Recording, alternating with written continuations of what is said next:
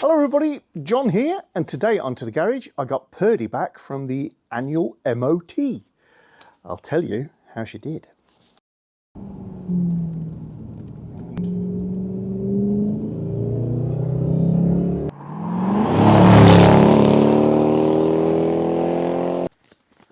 Hi everyone, I've had quite a few people waiting around to see the refurb that I keep promising to do on the top wishbones on this car. And I haven't got to it, despite saying a couple of weeks back it was my next job. And indeed, I can see on my bench behind the camera, I've got the new bushes for the top wishbone, and I've even got some ball joints. However, I had an MOT coming up, which was yesterday, and I've had all sorts of things with work. And what I didn't want to do was start doing the refurb on those top wishbones, hit a snag, want to do it properly, because I do, and the car was immobile, and then I've got to get to the MOT, so I just left it all until the MOT was done. So she came back from the MOT yesterday. So if you're not aware and you're not in the UK, MOT is Ministry of Transport Test, and that's an annual test that we have to do on all cars on the road in the UK that are 3 years or older, up until they get classic or vintage status, which somebody will correct me, but I think it might be 40 years old, and then they don't need an MOT, which is great and a little bizarre if you think about it as well.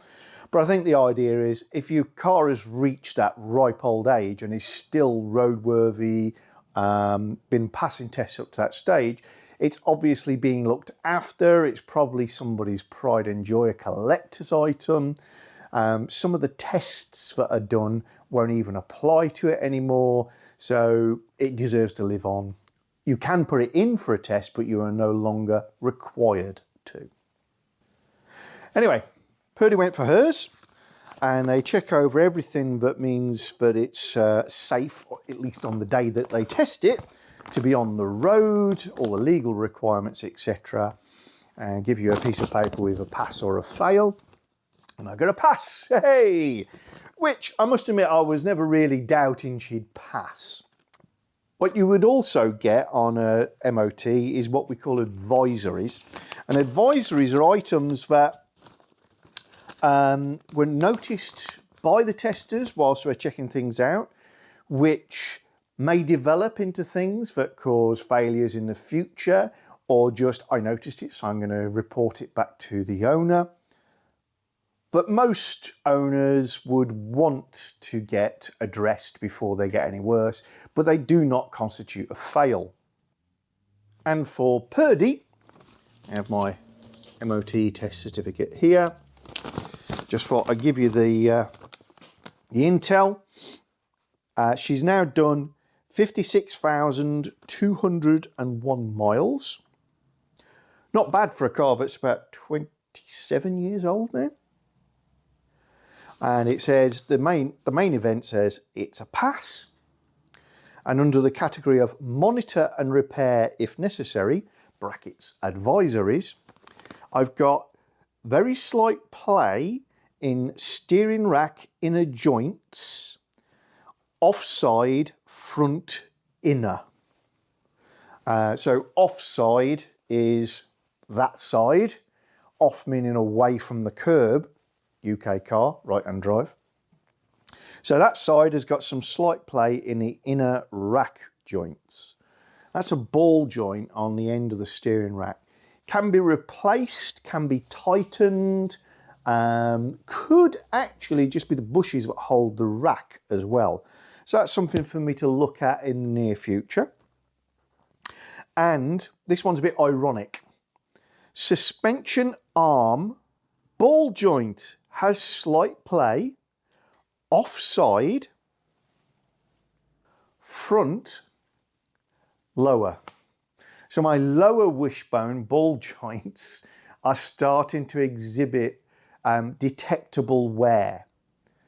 Now, what we've always got to be aware of when we're looking at MOT reports is they can only report on what they can see, feel, test. So it may well be that my top wishbone ball joints are worse than my lowers.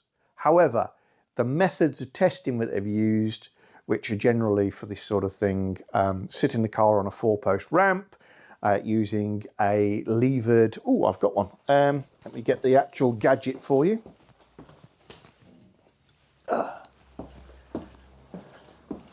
This is the sort of thing. Put a bar like that underneath the wheel. It's got rollers on it so that you can really play around with movement in the wheel and detecting the movement visually by touch and listening for that movement. And it may well be that my top ball joints are more worn than the bottom, but if they can't be seen, felt, then it's never going to get flagged up as an advisory. But great to see that they've done a really thorough job, giving her a clean bill of health and some good advisories for me to look into. I was intending, after I'd done my top wishbone refurb, to do a bottom wishbone refurb anyway. So yeah, all good news. What was really nice with the garage that I use, I want to give a shout out to Burdett's in Skegness. Excellent garage. After having done the test, part of doing the test is they use a rod or a bar to sort of prod around underneath the vehicle, looking for any weak points in inner sills, that sort of thing, looking for corrosion, because sometimes it's not visible because paint bridges it or underseal bridges it. Anyway, they've knocked around underneath my car, and when I went to pick it up, they said, oh, while we were doing the sort of rust tests underneath, he said, we found no issue. We could see that the back end's been recently repaired. There's a video on that. But we did knock off a little bit of underseal, kind of flaking it, come loose. No issue underneath it. So hope you don't mind. We've added £15 to the bill, but we've re-undersealed that area for you. And I've got to say, that is brilliant. I know I didn't ask for that work, but I think that smacks of top quality service. So well done, Burdett's. Whilst I was visiting another garage for another reason, I've got a friend who works there, I just took the opportunity to say, they're an MOT garage as well, what's the most regular failures that you get? What are the things that let cars down these days? And he said, oh, it is quite a range, but he said the number of cars that we have to fail or do a real quick tweak for the owner on headlight alignment is quite surprising, because headlights don't tend to get played around with. He said that's probably more to do with suspension movement over time, or correcting crash damage, nudge damage that's been maybe repaired, but then the headlights haven't been realigned. And he says the real funny one is the number of people whose horns don't work. Now, you know, in the UK, we don't tend to stand on our horns in queues too much. We're way too polite for all that sort of thing. A lot of cars, I've got to say mine included, usually it could go a whole year without the horn being sounded, except the day before the MOT when I check it. It says they just corrode up because people don't use them. So a little tip that you should get out there and blow your horn now and again. Beyond that, the most popular thing for them to fail their MOTs on is rust for a certain category of car, the cheap and cheerfuls, the runabout, running to ground vehicles. And for everything else, it tends to be track rod ends and ball joints. And that's because potholes. We're spending a lot of time clattering along the road through potholes if we're not on A roads in the UK. So yeah, just thought it was quite interesting to get some feedback from somebody who knows. So go blow your horn. And now that I've got Purdy back, and she is washed off, I know she's still wet, but remember I use filtered water, got the race glaze filter, so I don't have to dry my car anymore. That will dry without water spots. Amazing. I've got bits and pieces. They didn't come in this box, by the way, this is just me stashing them somewhere I know where they are. In here I've got top wishbone ball joints. And on here I've got top wishbone bushes,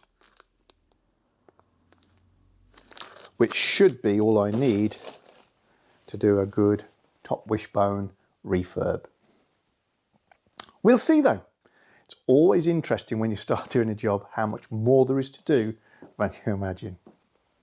If you're into XK8s, don't forget to check out the XK8 Bible. Not created by me, created by one of our subscribers, Gary Van Remortel. And if you want to see a copy of that, you can go to my website, so that's www.tothegarage.co.uk. And across the top, you'll see various tabs or pages. One of the pages is the XK8 Bible and other useful documents. Follow that, you'll get a great link to Gary's document, which he updates very regularly.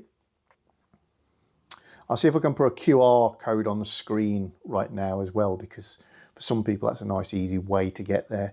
If you've never seen one before, show a smartphone that QR code that's on your screen right now, and when it recognises it, it puts up a little address at the bottom. You just tap on it and it will go straight to the page on the internet where it's stored.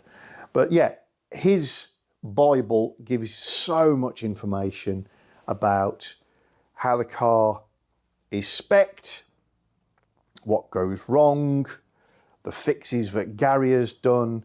So much as my channel tends to share lots of videos on my adventures and my discoveries and secrets that have been passed on to me about the XK8, Gary's got the text version of that he creates based on his experiences with his XK8. It's getting very messy in my garage. I'm going to have a good tidy up before I do anything else. But we are into December now, so we're going to have to say bye-bye to Carter Chim. Really is one of my favourite photos, that. I think it's the location. And we're going to say hello to the winner of the 2022 photo competition for the 2023 calendar, and that was Oot McKittrick. And that fabulous photo of her XK8 kitten was taken at Lake Huron, Southampton, Ontario, Canada. Superb photograph, superb photographer, great car, and rather a lovely person. And once again, Oot, very sorry, you know why. And I hope you have a fantastic Christmas. On the point of calendars, and this may even be too late by the time you even see this, but the 2024 calendar did come up on my website as sold out yesterday. That was a small glitch based on my adding up, if I'm honest. So I have to put the number of stock items when I put it online. And I deducted the calendars I'd sent out free to the winners of the competition, and turns out so had the website. Don't quite know how that works, but so I ended up with a sold out logo come up on the page. Wouldn't sell anybody the calendars for about 12 hours, I think, before I recognised that, hello, I'm sure I've still got 12 on my shelf. I had, so I've reset the counter. And last time I looked, I think there was still 7 left. So yeah, I don't know when you're watching this, there may still be a couple of calendars still available in our very, very limited edition calendar sale. If you want to check it out, it's www.tothegarage.co.uk, and go to the tab at the top of the page that says the To The Garage store. Right, I'm off in to get myself a nice glass of rum, warm back up, and I'll see you guys, I hope, real soon. Bye. If you're enjoying our channel, then don't forget to subscribe and click the little bell icon so you get notifications of new videos. And please give us a thumbs up or thumbs down. and you can share the videos. And below the video is always the area where you can comment and get involved with the chat.